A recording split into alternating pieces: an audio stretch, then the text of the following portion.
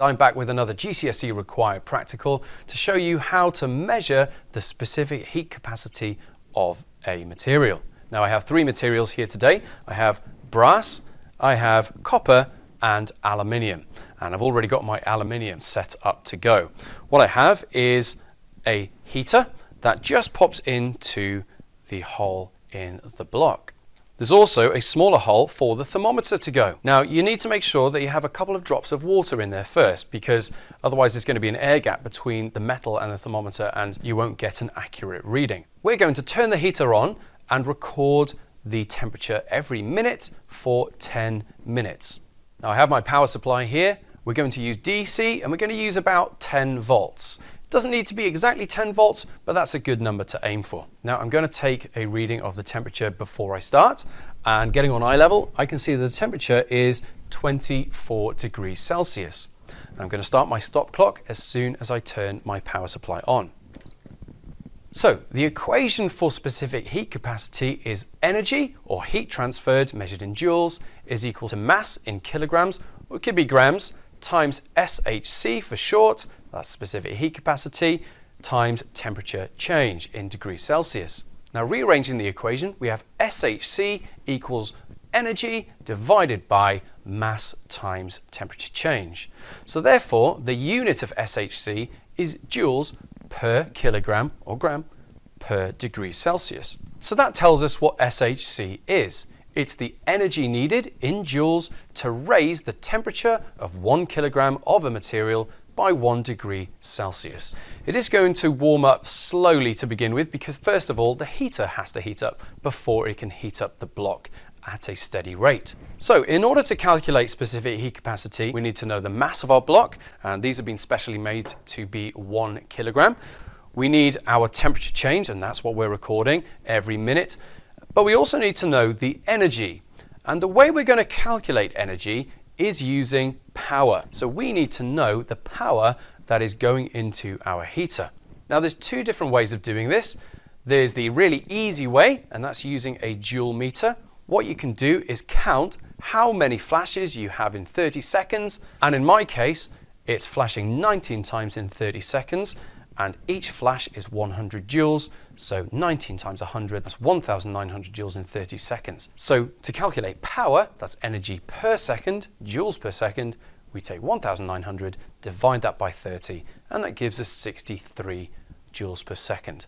But the proper unit for power is watts, so that's 63 watts. Now this is the really easy way of calculating power, but it's not very accurate because this is measuring the power going into the power supply. There might be some power lost in the power supply, so not all of that is going to go into the heater. So there's a more accurate way of measuring power, and that's with a voltmeter and an ammeter. So the more accurate way of measuring power is by multiplying the current flowing through the heater by the PD, or potential difference, or voltage across it. So first of all, we're going to pop in our ammeter to measure the current in series with the heater. So ammeters always go in series with the component that we're looking at. And then we have our voltmeter, and voltmeters always go in parallel across the component that we're looking at. So we take our two leads from our voltmeter, and they always piggyback onto the leads going into the components. So now we have a voltage, or a PD, potential difference across our heater, and the current flowing through it. Now we're not really concerned with the voltage shown on the power pack because that's not going to be accurate. We need to be looking at the voltmeter. You can change the output from the power pack to make sure that you get a number nearer 10 volts if you want.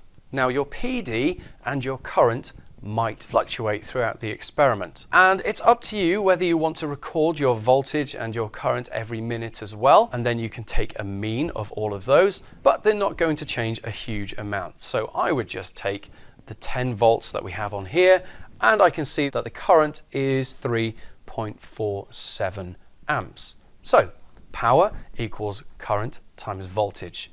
So that's 10 times 3.47, that gives us 34.7 watts. And as you can see, that's a much lower number than the 63 that we had earlier, but this is a much more accurate value. So here are my results after 10 minutes. As you can see, the block started heating up a lot more quickly. Now we need to do a graph of our results.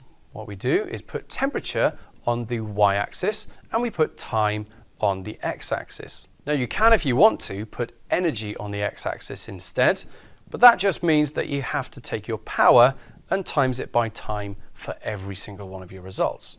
So the easier thing to do is just put time on the x-axis. Now, if we rearrange the equation to get specific heat capacity, we have SHC equals power times time divided by mass times temperature change. Now what we can do is use our linear portion of our graph to get time divided by change in temperature. What we need to do is make a right angled triangle with our line of best fit for the linear part of our graph, and then we're going to take the width of the triangle, that's our change in time, and divide it by the height of the triangle, that's our change in temperature. If we take this number and then we times it by the power, which for me was 34.7, and then divide by the mass, which in my case was 1 kilogram, that gives us the specific heat capacity.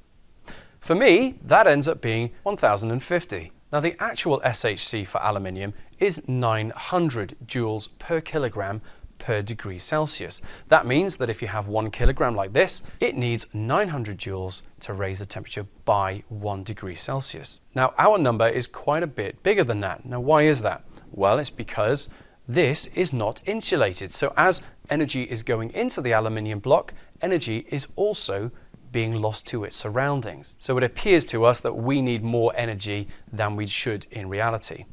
One way around this is to insulate the block. We could use foam on the sides and especially on the bottom. What you can then do is repeat the experiment for different materials like copper and brass and see how their specific heat capacities compare.